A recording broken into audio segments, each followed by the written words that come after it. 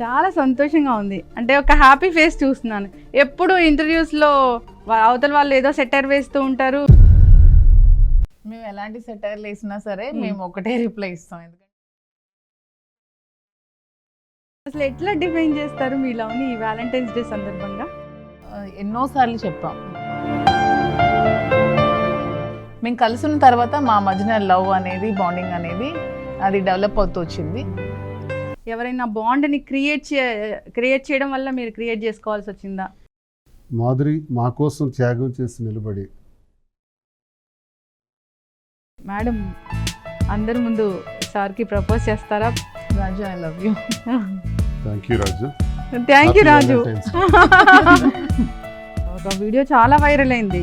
Next బాబు వస్తున్నాడు ఇంట్లోకి అని. ఏమో ఒక దువ్వాడ శ్రీనివాస్ జూనియర్.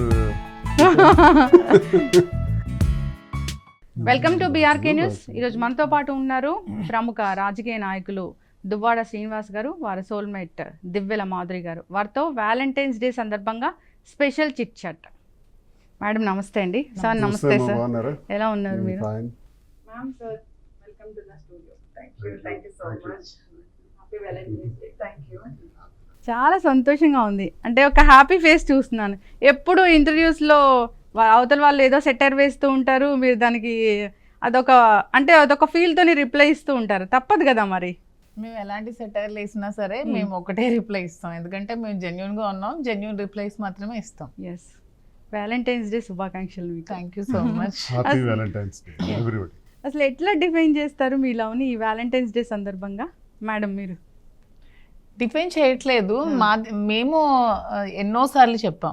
మా సిచ్యువేషన్స్ వల్ల మేము కలిసి ఉండాల్సి వచ్చింది. మేము కలిసిన తర్వాత మా మధ్యన లవ్ అనేది, బాండింగ్ అనేది అది డెవలప్ అవుతూ వచ్చింది. సో దాన్ని మేము దేంతో కంపేర్ చేయాలనుకోవట్లేదు. సో మా లవ్ అనేది 100% ప్యూర్.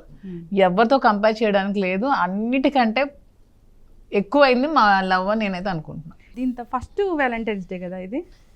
లేదు, ఫోర్త్ వ్యాలంటైన్స్ డే. 4 years నుంచి మేము కలిసే ఉన్నాం.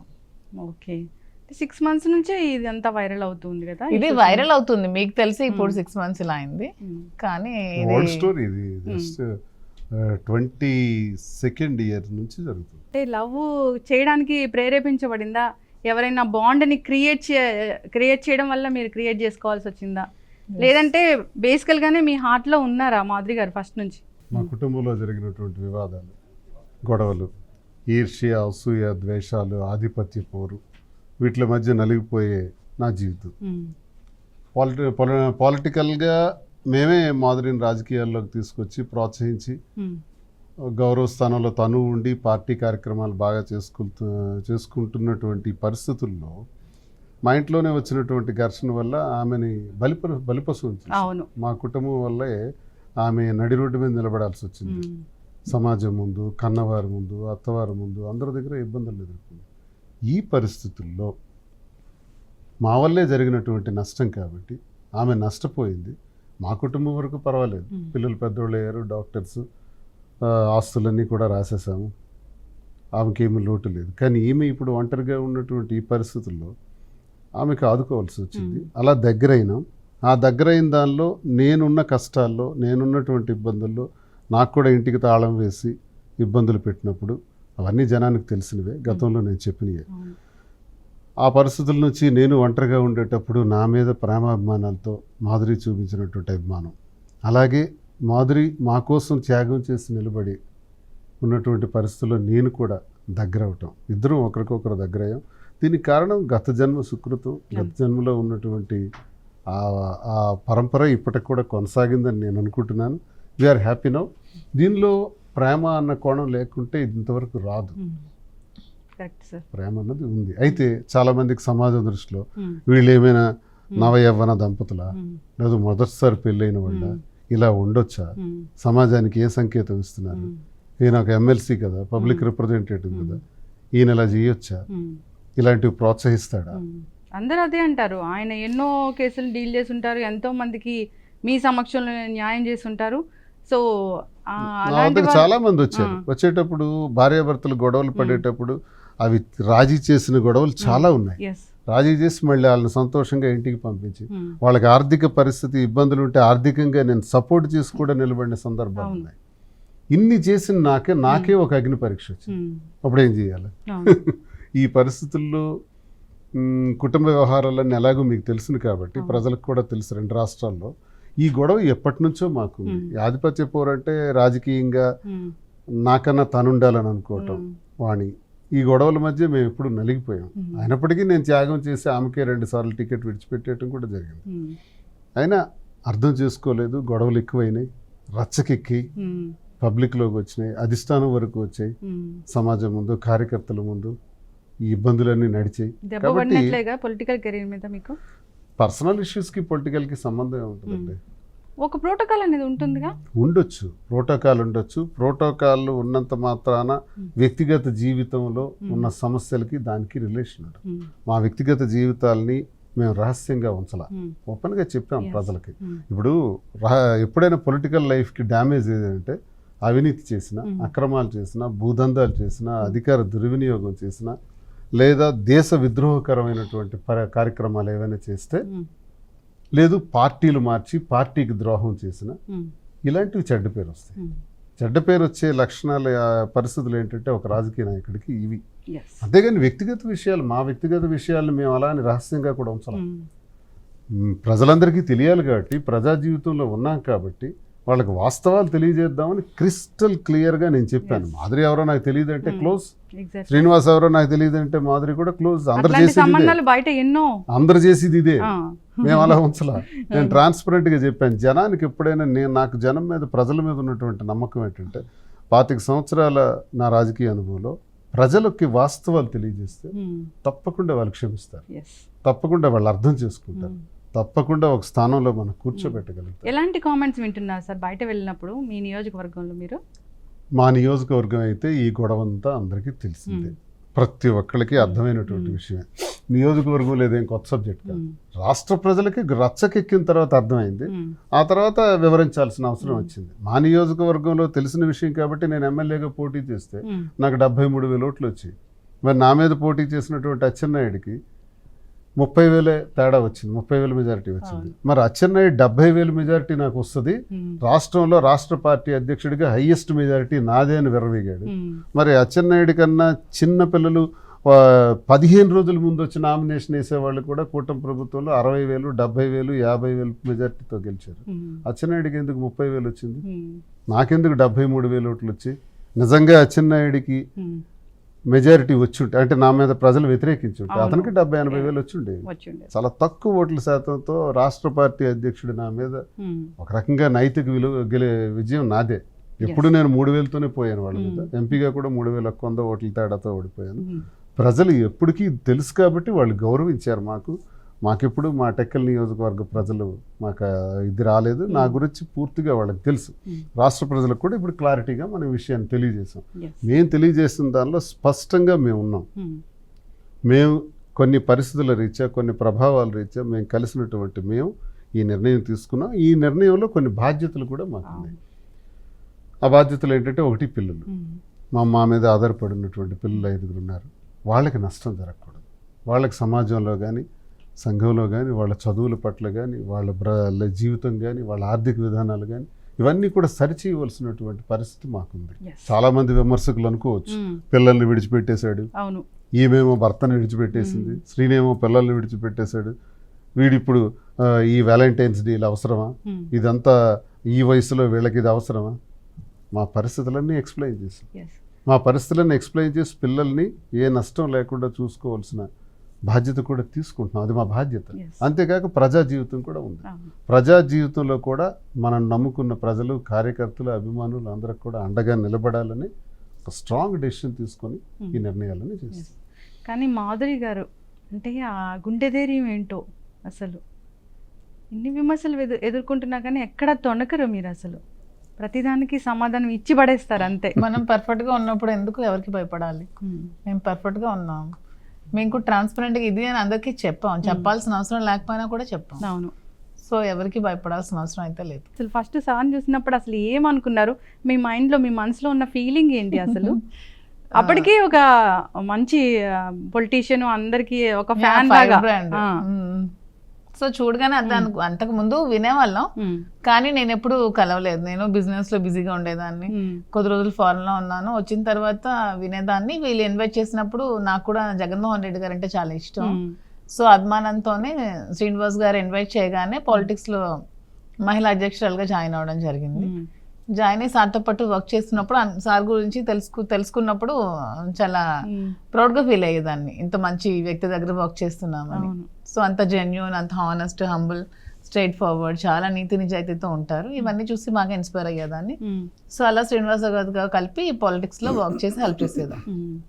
అసలు అది ఒక చిన్న క్లాష్ అనేది అది వచ్చినప్పుడు వారితోనే ఉండాలి అని అసలు ఆ డెసిషన్ తీసుకోవడం అనేది ఒక చెప్పలేం, దాన్ని అసలు మనం వర్ణించలేము అది ఏంటి అనేది. అది ఆ సిచ్యువేషన్ ఫేస్ చేసిన మాకే తెలుసు. ఎందుకంటే ఆ క్లాష్ వచ్చినప్పుడు, డిస్టర్బెన్స్ వచ్చినప్పుడు, ఇలా వాణి వేరే విధంగా పోర్ట్రేట్ చేసినప్పుడు, ఇద్దరం కూడా విడివిడిగా, నేను నా ఫ్యామిలీ నుంచి దూరం అయినప్పుడు, అతను అక్కడి నుంచి దూరమే ఒంటరిగా ఉన్నప్పుడు నేనైతే స్ట్రాంగ్ గా డిసైడ్ అయ్యాను. ఇంకా ఎలాంటి సిచ్యువేషన్ లో కూడా శ్రీనివాస్ గారు చేయి వదలకూడదు, శ్రీనివాస్ గారితో లైఫ్ లాంగ్ ఉండాలని డిసైడ్ చేసుకున్నాను. 3 years బ్యాక్ డిసైడ్ చేసుకున్నాను. అలాగే శ్రీనివాస్ గారితో ఉంటున్నాను, లైఫ్ లాంగ్ అలాగే ఉంటాను. బాగా చూసుకుంటున్నారా మరి? నేను బాగా చూసుకుంటున్నా లేదో శ్రీనివాస్ గారు చెప్పాలి. మిమ్మల్ని బాగా చూసుకుంటున్నారా? నన్నైతే చాలా బాగా చూసుకుంటారు. చిన్న పిల్లలాగా కంటికి రెప్పలాగా కాపాడుకుంటారు. చాలా బాగా చూసుకుంటారు, చాలా ధైర్యం ఇస్తారు. నాకు నచ్చిన ఏ ఫీల్డ్ అయినా, నాకు ఇది నచ్చింది అంటే దానిలో నువ్వు ఉండని సపోర్ట్ చేస్తారు. ఆ విధంగానే నేను ఇప్పుడు హైదరాబాద్ లో కాంచీపురం వక్లా సిల్క్స్ అని స్టోర్ ఓపెన్ చేద్దామని అనుకున్నప్పుడు తనే సపోర్ట్ చేస్తారు. తనే నా బ్యాక్ హ్యాండ్ లో ఉన్నారు. నువ్వు చెయ్యి, నీకు బాగుంటుంది, నీకు ఇంట్రెస్ట్ ఉంది, నేను గమనిస్తున్నాను నీ శారీస్ కలెక్షన్ కానీ, నీ శారీస్ చాయిస్ కానీ ఇవన్నీ గమనిస్తున్నాను, నువ్వు బాగా షైన్ అవుతావు అని చెప్పి పాపం తన పాలిటిక్స్ లో ఎంత బిజీగా ఉన్నా సరే నా కోసం టైం స్పేర్ చేస్తూ, నాకు సపోర్ట్ చేస్తూ, ఇప్పుడు March 3rd హైదరాబాద్ లో మియాపూర్ దగ్గర కాంచీపురం వక్లా సిల్క్స్ అని ఫస్ట్ స్టోర్ ఓపెన్ చేస్తున్నాను. ఇంకో 10 stores పెట్టాలని, దాన్ని కూడా అతను సపోర్ట్ చేస్తున్నారు. 10 కాదు, 20 కాదు, 100 అయినా సపోర్ట్ చేస్తారు. అంత సపోర్టివ్ గా ఉంటారు. నేను ఈ రోజు ఇలా ఉన్నానంటే కారణం అతనే. ఎంత స్ట్రాంగ్ గా ఉన్నాను, ఎంత స్ట్రాంగ్ గా డెసిషన్ తీసుకుంటున్నాను, ఇలా ఈ ఫీల్డ్ లో ఉందాం అనుకుంటున్నాను అంటే, ఎందుకంటే పాలిటిక్స్ ని 2 బ్యాలెన్స్ చేయాలంటే చాలా కష్టం. సో అలా బ్యాలెన్స్ చేసే స్ట్రెంగ్త్ కూడా అతను నాకు ఇచ్చారు. So he's like God to me. నాకైతే అతను దేవుడితో సమానం. జనరల్ గా ఎవరైనా ఒక అమ్మాయిని తక్కువ చేయాలి, డౌన్ చేయాలంటే ఒకటే మాట, క్యారెక్టర్ బాగాలేదు, ఒక మాట అంటే చాలు, ఇంకంతే, మనం బాధపడిపోతాము. ఎక్కడైనా మనం నెక్స్ట్ లెవెల్కి వెళ్ళాలన్నా వెళ్ళలేము. నేను అడిగేది ఏంటంటే, ఇంతమంది ఇన్ని మాటలు ఇంత అంటూ ఉంటే మీ సంకల్పం మంచిది, అసలు ట్రాన్స్పరెంట్ ఫుల్లీ, అంటే ఇది ఎట్లా ఫేస్ చేశారు అనేది నేను అడుగుతున్నా. ఫేస్ చేయడం అంటే ఒకటే చెప్తాను. ఇప్పుడు తనకి తన వైఫ్ తో డిస్టర్బెన్సెస్ ఉన్నాయి. ఇప్పుడు నన్ను, నా హస్బెండ్, నాకు డిస్టర్బెన్సెస్ ఉన్నాయి. సో మా ఇద్దరం సెపరేట్ అయిపోయి మా ఇద్దరికి లేవు కదా మాధురి గారు, మీరు హ్యాపీ ఫ్యామిలీగానే ఉన్నారు కదా. హ్యాపీ ఫ్యామిలీ గానంటే ముందు నుంచి చిన్న చిన్న డిస్టర్బెన్సెస్ మాకు ఉన్నాయి. ఏ రోజు కూడా మేము ఎంత అంటే విడిపోదాం డెసిషన్ అయితే రాలేదు. ఫేస్ చేసిన తీరు అడుగుతున్నాను. ఫేస్ చేసిన తీరు అంటే తప్పదు మరి, కొన్ని ఫేస్ చేయాలి లైఫ్ లో, కొన్ని కావాలంటే కొన్ని ఫేస్ చేయాలి. ఇప్పుడు శ్రీనివాస్ గారు నేను కలిసి ఉందామని నిర్ణయించుకున్నాం. దాంట్లో నేను అందరికి అడుగుతున్నాను, తప్పే ఉంది దీనిలో? మీరు ఇంత ట్రాల్ చేయాల్సిన, మీరు కామెంట్ చేయాల్సిన, మీరు ఇన్ని మాట్లాడాల్సిన అవసరం పరిస్థితులను బట్టి నేను నిలబడటం వల్ల, తను నా కోసం నిలబడటం వల్ల మీరు ఈ ప్రశ్న అడుగుతున్నారు ఏంటి, ఇవన్నీ ఎలా ఫేస్ చేస్తున్నారు? మీరు హ్యాపీ సార్, తనదే ఫ్యామిలీ డిస్టర్బ్ అయిపోయింది. అదే నేను అంటున్నాను. ఒకవేళ నాకెందుకు, నా కుటుంబం నాది అని నేను అనుకున్నాను, ఆమె నడు రోడ్డు మీద ఉండి ఉన్నా, ఒకవేళ ఇవన్నీ మీరు అడిగే ప్రశ్న ఫేస్ చేయలేక చిన్న మనసు చేసుకుని ఏదైనా నాకెందుకులే అని ఏమైనా ఒక అసంతృప్తి పరిస్థితి కారణాల వల్ల ఏదైనా నిర్ణయం తీసుకుంటే జీవితం అది ప్రమాదం. ఆ ప్రమాదానికి ముగింపు పలికే విధంగా నేను తీసుకున్న ఈ నిర్ణయం మంచిదా కాదా మరి మీరే చెప్పాలి. ఇప్పుడు మా కుటుంబానికి మీరు అన్నట్టు ఫైనాన్షియల్ గా సెటప్ చేస్తాం, పిల్లలు పెరిగిపోయినారు, డాక్టర్స్ అయిపోయారు, వాళ్ళకి ఒక పాపకు మ్యారేజ్ చేస్తాం. ఈమెకి చిన్న పిల్లలు, ఈమె జీవితం ఇంకా చిన్న అమ్మాయి, నాకు అమ్మాయికి చాలా గ్యాప్ ఉంది, ఏజ్ గ్యాప్. చిన్న అమ్మాయి, ఆ అమ్మాయి పైకి రావాలా, ఎంటర్ప్రెన్యూర్గా ఎదగాలంటే, ఇవన్నీ ఒకవేళ 2 కుటుంబాలకు అన్నవారు అత్తవారి దగ్గర దూరమై నిలబడాలంటే ఎలా? సరే వదిలేస్తే ఉమ్. ఆమె ఏదైనా ప్రాణాపాయ ఉమ్. పరిస్థితికి వెళ్తే అవును. మనం తినేదేనే మనకు వంట పడుతుందా, మనం ఉమ్. బ్రతకగలుగుతాం అవును. తర్వాత. ఈ కారణాల వల్ల మనం నిర్ణయం తీసుకున్నా, ఈ నిర్ణయం ప్రేమగా మారింది. ఉమ్. మేము స్వచ్ఛంగా ఉన్నాం, ఉమ్. 10 మందికి ఉపయోగపడే ఆలోచనే చేస్తున్నాం. ఇప్పుడు వ్యాపారాలు చేస్తున్నానంటే నేను సంపాదన కోసం కాదు. అవును. సంపాదన కోసం చేయాలంటే 1,15,000 వ్యాపారాలు ఉన్నాయి. మ్మ్. నాకున్న నాలెడ్జ్, నాకున్న ఇన్ఫ్లుయెన్స్లో మ్మ్. ఎన్నైనా చేయగలను. రెస్పెక్ట్ చేస్తూ తనని. బిజినెస్ ఎంటర్ప్రెన్యూర్గా పెడుతూ మ్మ్. బిజినెస్ చేస్తూ బిజినెస్లో ఉమ్. ప్రతి ఒక్కడికి కూడా మేలు జరిగే విధంగా బిజినెస్ చేయాలి. మా కింద చాలా మంది బ్రతకాలి, ఉమ్. మేము రాజకీయాన్ని నడపాలి, మా మీద ఆధారపడిన పిల్లలు బాగుండాలి. ఇది మ్మ్. మా తాలూకా కోరిక. మ్మ్. మా ప్రేమలో ఈ కోరికలు ఉన్నాయి. ఉమ్. ఈ కోరికలను సఫలం చేసుకుంటూ మేము ముందడుగేస్తున్నాం తప్ప ఎవరికి బాధ కలిగించట్లేదు, ఇబ్బంది కలిగించట్లేదు. ఇలా చేయండి అని అందరికీ మేము సంకేతాలు ఇవ్వట్లేదు. ఉమ్. మేము చేసిన దాన్ని మేము సమర్థించుకోవట్లేదు. ఉమ్. మేము చేసింది రైట్ అని కూడా చెప్పట్లేదు. విమర్శకులకు చెప్తున్నాను. నా చొక్కా విప్పి అన్ని విషయాలు చెప్పాను కాబట్టి నా పుట్టుమచ్చలు లెక్క పెట్టారు. మీ చొక్కాలు విమర్శకుల తాలూకు చొక్కాలు విప్పితే వాళ్ళకి ఇన్ని 2, పుట్టుమచ్చలు 3 పెళ్ళిళ్ళు చేసుకునే వాళ్ళు కూడా ఉన్నారు. చేసి రహస్య జీవితాలు గడిపి భార్యలకు చంపేసే వాళ్ళు ఉన్నారు, అవును. భర్తలకు చంపేసే వాళ్ళు ఉన్నారు, పిల్లల్ని చంపేసే వాళ్ళు ఉన్నారు, పిల్లల్ని దూరం పెట్టేసే వాళ్ళు ఉన్నారు, ఉమ్. హింసించే వాళ్ళు ఉన్నారు, సాడిస్టులు ఉన్నారు. అవును. మేము అలా లేము. ఫెయిర్ గా ఉన్నాం. Um. What is wrong with us? అస్సలు లేదు. చెప్పాలి నేను కదా, చెప్తున్నాను అస్సలు లేదు. మా వల్ల ఒక్కరికి హాని ఆ. జరిగిందా? ఒక్కరికి చెప్పండి, 1% హాని జరిగేటట్టు. అందరికీ ఎక్కడ వ్యవహారం అక్కడ చక్కదిద్దే ప్రయత్నమే చేస్తున్నాం. ఉమ్. ఇంకా ఇంకా భవిష్యత్తులో ఇంకా చెయ్యాలని ఈ వ్యాపారాలు కూడా చేస్తున్నాం. అవును, వ్యాపారాలు చేయాలి, మాధురి గారిని స్ట్రాంగ్ చేయాలండి. ఎందుకు నాకు మాధురి గారు సైడ్ నుంచే నేను తనకే ఇనిషియేట్ తీసుకుంటున్నా. అసలు ఎక్కడో తను డిస్టర్బ్ అయ్యారు, తన ఫ్యామిలీ ఎందుకు డిస్టర్బ్ అయింది అనే ఫీలింగ్ ఉంది నాకైతే. ఎస్, డిస్టర్బ్ అయింది, ఆ. నష్టపోయింది. నష్టపోయిన దానికి నేను ఆసరాగా తనకి నిలబడ్డాను. మంచి ఫ్యూచర్ బాసటగా ఉండాలి. నిలబడ్డాను. అవును. నిలబట్టం నేను చేసిన తప్పు అనుకుంటే ఇంకా వాళ్ళకి విజ్ఞతకే వదిలేస్తున్నాను మ్మ్. తప్ప నేను ఇదైతే తప్పు అని అనుకోవట్లే. ఇది నా ధర్మం. ఎస్, ఖచ్చితంగా అండి. అంటే ఈ వ్యాలంటైన్స్ డేకి ఏమి ప్లాన్ చేసుకుంటున్నారండి? జనరల్గా అడుగుతున్నా. సెలబ్రేట్ చేసుకుంటారా? ఇన్నేళ్ళ నుంచి సెలబ్రేట్ చేసుకుంటున్నారా? ఇప్పుడు ప్లాన్స్ ఏమున్నాయి? ఒకసారి మేడం అందరి ముందు సార్కి ప్రపోజ్ చేస్తారా ప్లీజ్? ప్రపోజ్ చేయడానికి ఎవ్రీ ఇయర్ వ్యాలంటైన్స్ డే ఏముంది, సరదాగా కేక్ కట్ చేసుకుంటాం, ఎక్కడికైనా డిన్నర్ పార్టీ, అంతే. Raju, I love you. Thank you Raju. Thank you Happy Raju. Valentine's Day. Raju అని పిలుస్తారా? రాజు. ఓకే. ఒక డే అంతా ఎలా ఉంటుందండి అసలు మీకు? ఒక డే మార్నింగ్ నుంచి ఈవినింగ్ వరకు అసలు ఎలా నాకు ఉంటుంది? అసలు డే స్టార్ట్ అయినప్పటి నుంచి అంటే ఒక డే ఇంత త్వరగా అయిపోయింది అనిపిస్తుంది నేను రాజాతో ఉంటే. అసలు టైమే తెలీదు. చాలా హ్యాపీగా భోజనాలు, ఫుడ్స్ కానీ, ఫ్రెండ్స్ కానీ, కార్యకర్తలు, ప్రజలు, అభిమానులు ఎవరు వచ్చినా ఎంజాయ్ చేస్తూ రోజుకో 40-50 మంది కలిసి ఫోన్ చేస్తూ కాన్స్టెన్సీలో ఉంటాయి. కానీ నైట్ సరదాగా ఒక సినిమా చూస్తూ ప్రజలతో ఉంటూ అని నేను 40-50 మెంబర్స్ కైనా సరే వంట చేసి పెట్టేస్తా ఎంతమంది వచ్చినా.